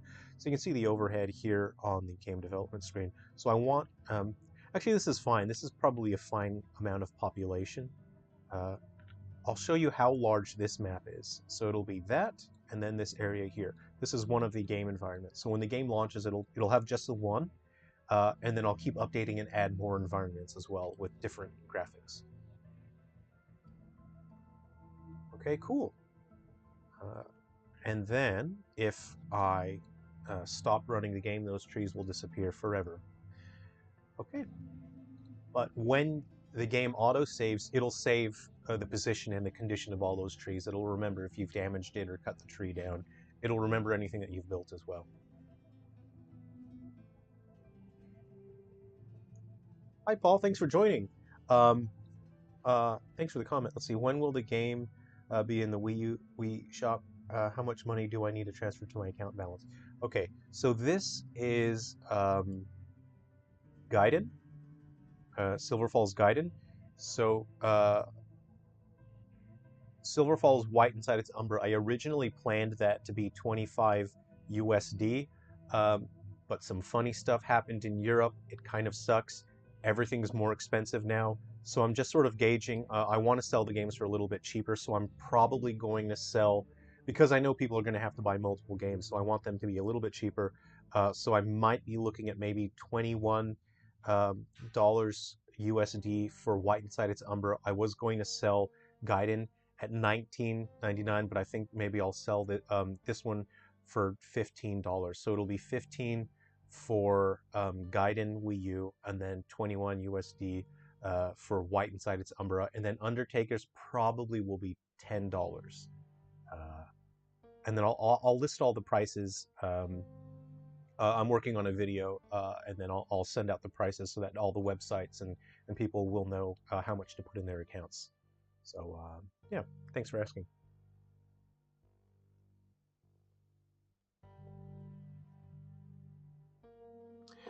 Yeah, uh, I've been developing on 3DS for 2 years, so the news was a little bit sudden that to me as well that the shop would be closing, and that's exactly why I announced these 7 games. I originally had finished development for 3DS and Wii U, and I had last year, just as an emergency plan, I registered a bunch of games with Nintendo, and I said, look, I don't necessarily have plans to to act on these game codes. I just want to register them just in case. They announced that the shops would be closing, and I said, well, I may as well work on those. Uh, I may as well finish these games that I sort of mentioned, and then I'll put them out. So, White Inside Its Umbra is I'm finishing the submission process tonight. I don't know how long that'll take, but all the games I'm working on now will be submitted before the end of the month. So I suspect these games will start launching um, probably within 6 weeks or so.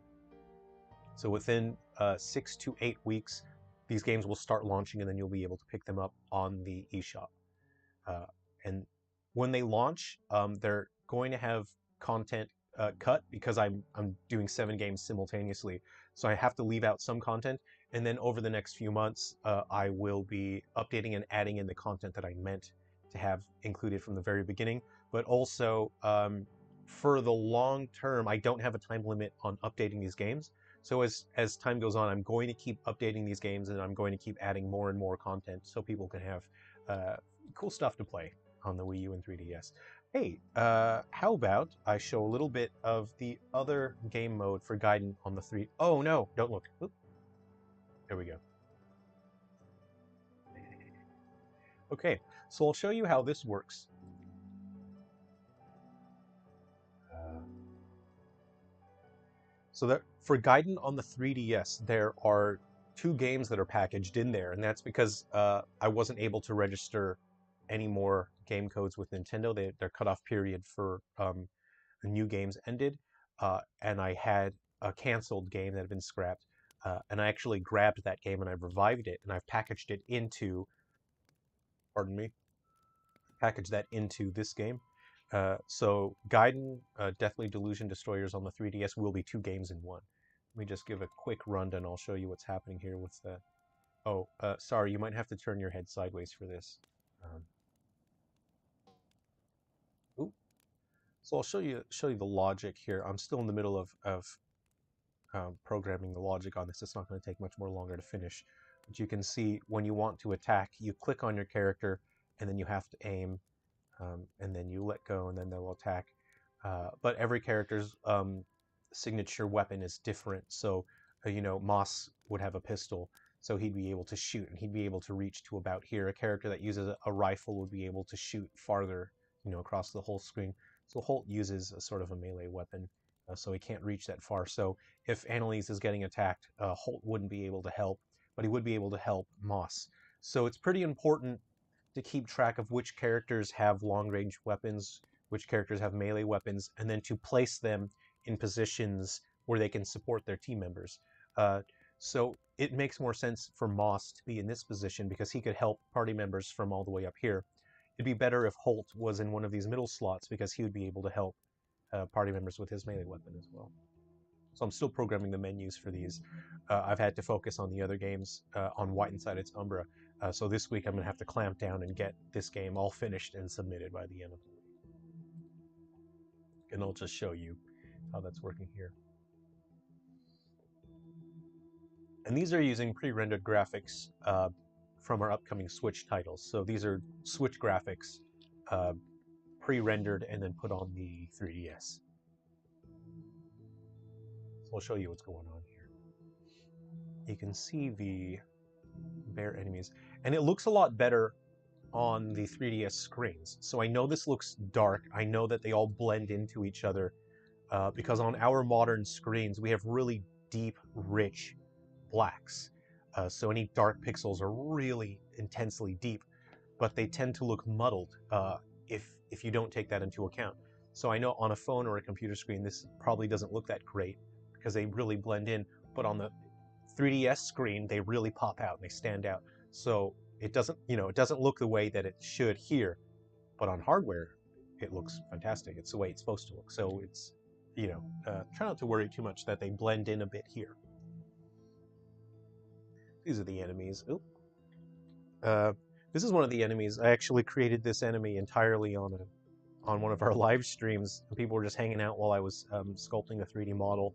That's a fun little doggo. Oh no, I blocked the logo.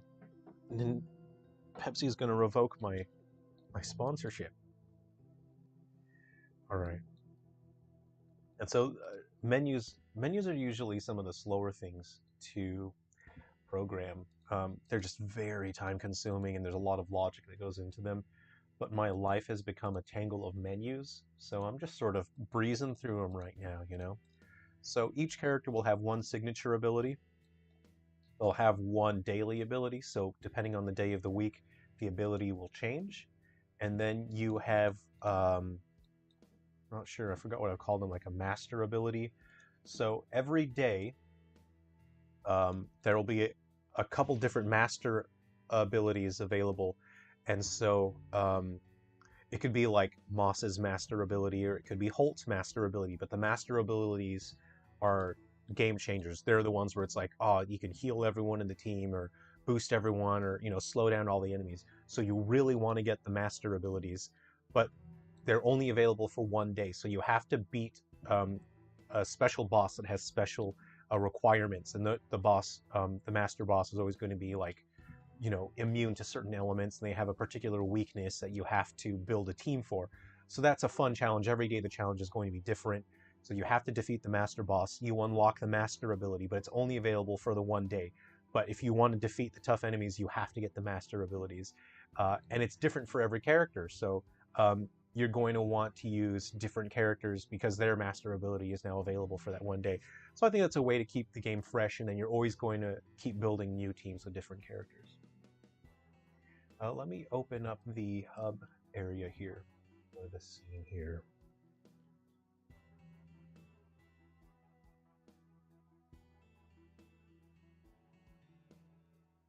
we'll just run this here.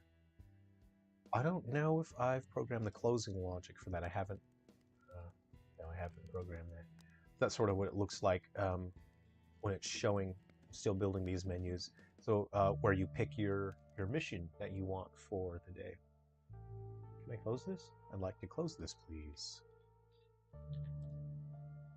Let's see, mission confirm. Okay, close that. So this is what it looks like when I'm working on these games.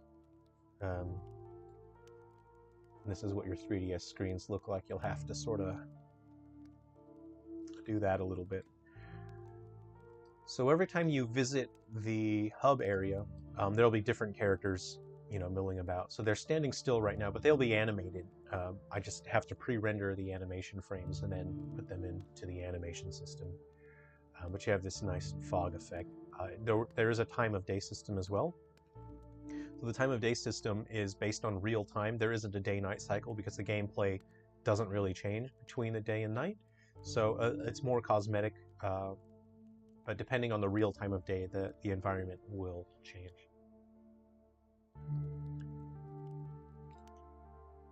I'll show you. What can I show you here that's pretty fun? Oh, let's see here.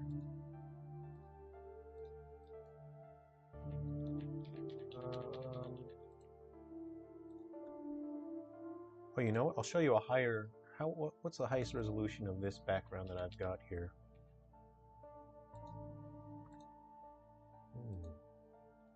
Can I just grab this? No. Please let me grab that. Nope. Good. Huh? There we go. Sorry, it took a while.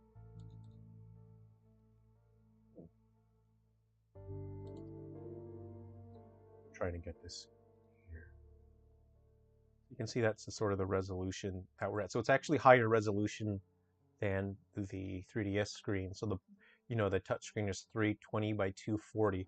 This is 512 by 512. So it's actually a bit higher resolution than the 3DS screen itself. And I actually have higher resolution version of these scenes as well.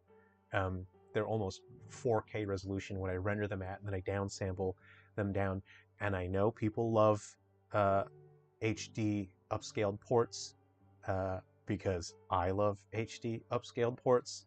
I'm a gamer, so I have an idea of what my fellow gamers really enjoy. So if at some point in the future people ask for an HD upscaled port and they want it on the Switch, I will have the HD assets ready for that, and I don't have to use AI upscaling because I've already, you know what? If you want to see it, I'll get it here. I'll open it now and I'll show you the assets that I have. Give me a second. I'll open them right up. Here we go. Going through my folders. Gaiden, 3DS. We go to our environment. Let's see. We go to our campsite. Let's see. Is this it? Is this the one? So you can see what that looks like there. That's downsampled to fit the resolution of the 3DS screen. And here we go. This is the HD version. This is 5760 by 3240. So this is really high resolution. We'll put that up there. How about that? So that's pretty high resolution. Can you... Uh-oh. It's just auto-scrolling through the different environments. So I am rendering these at a very high resolution. You know, me personally, if a 3DS game like this were to come out, I would say, I would love if they did an HD version, but then they'd have to re-render everything or use AI upscaling, and then it looks kind of funny. Well, hey, I don't have to AI upscale it. I've rendered it at a very high resolution. So the option is there. You know, if people enjoy Gaiden on the 3DS and they really want it upscaled, then I'll do it. Yeah, of course I will. Let me close this stuff. I don't need them anymore. Uh-oh. Where'd my windows go?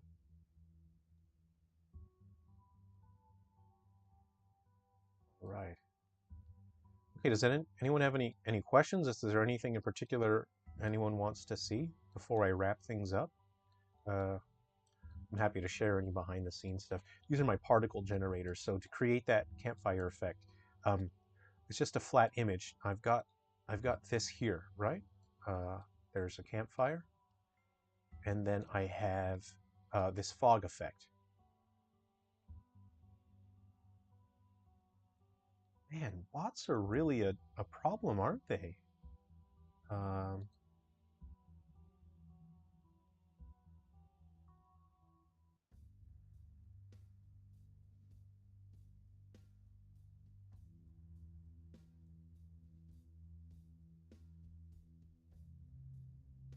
yeah, bots are pretty annoying. Okay, I'll just run it again and I'll show you these particle systems at play again. There you go. So you get that fog effect, you get the campfire, and you get the sparks. And I tried to create it in a way that looks very consistent with the other games. The other games each have their own campfire scenes. So I try to build that visual cohesion with the games as well. Okay. And I was up late. Oh, I've opened the menu. There we go. So if you hit the campfire, your menu opens up. There's some placeholder graphics just there. They are relentless, yeah. Um, okay, so I'll play a track. I'll share what I was working on. I was up until 3:20 last night, but this track still isn't finished. I need to record a little bit more and then do a little bit more mixing. But I'll share the track with you. Where is it? Is this it? This is it. I'll turn the volume up. You can hear it.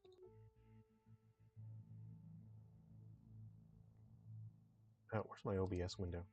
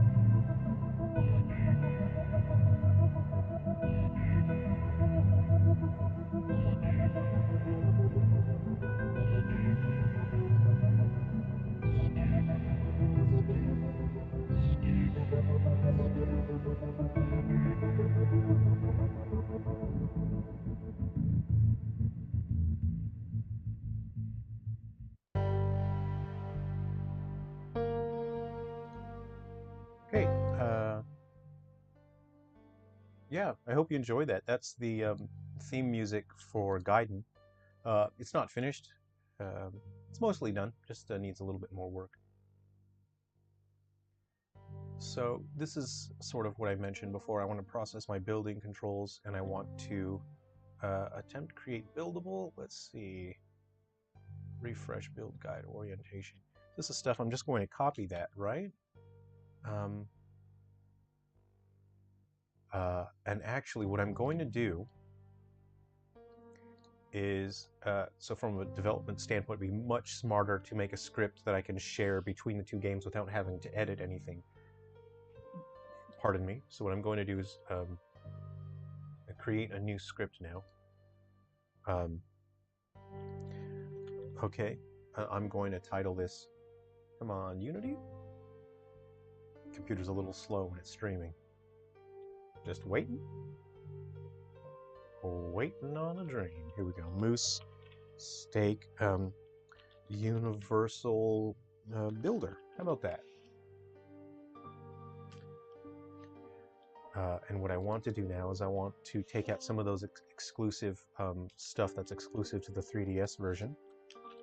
I'm just going to paste that in here, right? So what we want is our build guide. We want references to our Sun Grand controller. So we go to the top. We'll just copy some of the stuff that's in there. We need that. I don't think we need the hitbox, so we'll put that in there. Sun Grand controller. Okay, we want our these are our build guides. Put them in there. A build direction ID. Build direction ID. Actually, I'm pretty sure we want these.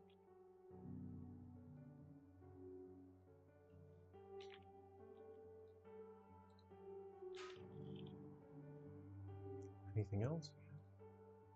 Okay, what else do we need here? We need build data current. Build data current.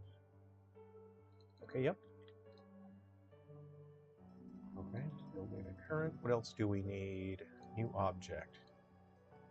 Yeah.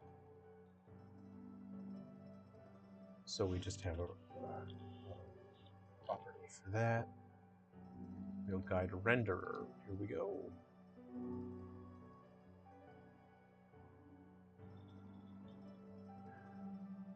And there's quite a few things that I'll be changing and taking out because I've grown a lot as a developer as well. I'm constantly trying to improve myself. So there's logic in here that I can simplify that doesn't need to be here, that I can do a more efficient way as well. So, but at the moment I just need to speed through this because I have to get these 7 games. Yeah, I need to get these games submitted, so just have to get them through. So this these materials, they change what the build guide looks like, so they turn red if you're hitting an object and you're not allowed to build inside like a boulder or something.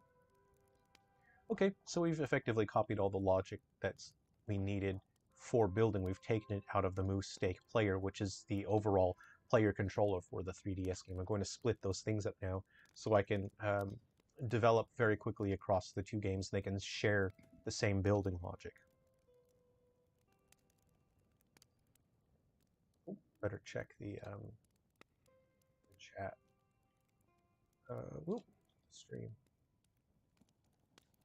Oh, Kenneth, yeah, thanks. Hope you enjoyed that. Why?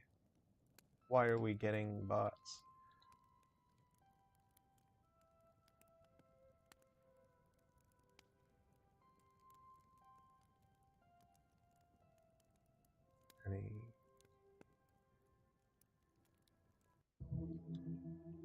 Okay. Yeah. So I'll just very briefly, sort of. So sometimes when I get stuck in game development, and the game isn't doing the thing that I think I'm telling it to do something, but it's not working properly, and I have no way to tell where it's going wrong, I'll often use these. Their debug.log is pretty much my most important tool when it comes to development. So say, for example, I'm pressing down, but nothing's happening in the game. So I'll say, well, I don't know, I'll put that in there, and then at least if the game logs that, then I'll know that it is detecting the down button, so the problem has to be somewhere else. So I'll do something like this. I'll go, yeah, and then I need to go attempt to create buildable. So if you can't build something because something is in the way, the game will go, aw. But if it can build it, it'll go yaw. But then if for some reason it isn't showing aw or meow, it isn't doing anything, sometimes I'll just go in there and I'll put in like just stuff like that. If you get tired and irritated by the end of the day. And then so I'll see, well, the game is reporting that, the game's showing that, but it's not showing either of those. I need to figure out what's going wrong. And that's a very useful tool. It's such a basic thing, but it's really useful. It's stuck. Cool. Anyway, I don't need them anymore because all of this works properly. So I'll just remove that, remove that. And then sometimes if you've had a very stressful day where it is absolutely not doing anything uh, that you expect it to do, then you can put some choice words in there, things that you know you wouldn't want to say around children. Anyway, for example, I can tell there's some logic here. Like for example, it's always going to create this one thing, but I know that I've got logic somewhere that changes that based on somewhere else. So I'm just going to try and search my scripts for that because I know that I should have that. You should have that. Oh, you know what? I've got it in a different project somewhere. Uh, I've already programmed the logic that changes that. But anyway, I'll get there later. Anyway, all right, everyone. Thank you very much for hanging out. I think I'm gonna wrap that up unless anyone has any last minute questions or anything you'd like to say or ask or see. It was really fun hanging out and chatting and answering questions and talking with everyone. So thanks, everyone. Thank you for hanging out with the live stream. And please keep track of us on social media and whatever. I will announce as soon as I can. I'll announce the prices on all the games, and it's going to be a huge push to get these 7 games submitted before the end of the month. So it's really fun hearing from other people that also enjoy the Wii U and the 3DS. So I'm really happy that I get to hear from everyone. If you have any questions, you can always DM and feel free to message anytime, ask questions about the game and whatnot. If you're into reading and you want to see what the story is like in Silver Falls, and if you haven't checked it out yet on silverfallsgame.com, I'll link it in the description. We have a novel, Heavy Shadow. There's 17 chapters that you can read right now. I think there's only 3 chapters left, so once I get these 7 games submitted and then they're all launched, I'll finish the 3 remaining chapters. You'll be able to read everything for free online on our website, silverfallsgame.com, but I'll also start selling paperbacks, so you'll be able to purchase that as well. If people want hardcovers, then we'll get hardcovers organized as well. So that's Heavy Shadow is our novel, and you can see what the story is like. Okay, thanks everyone, take care. I'll wrap up the stream here. Hopefully we'll stream again soon. Might be after we get these games submitted after the end of the month. We'll see. Thanks, everyone. Take care of yourselves and have fun. See ya.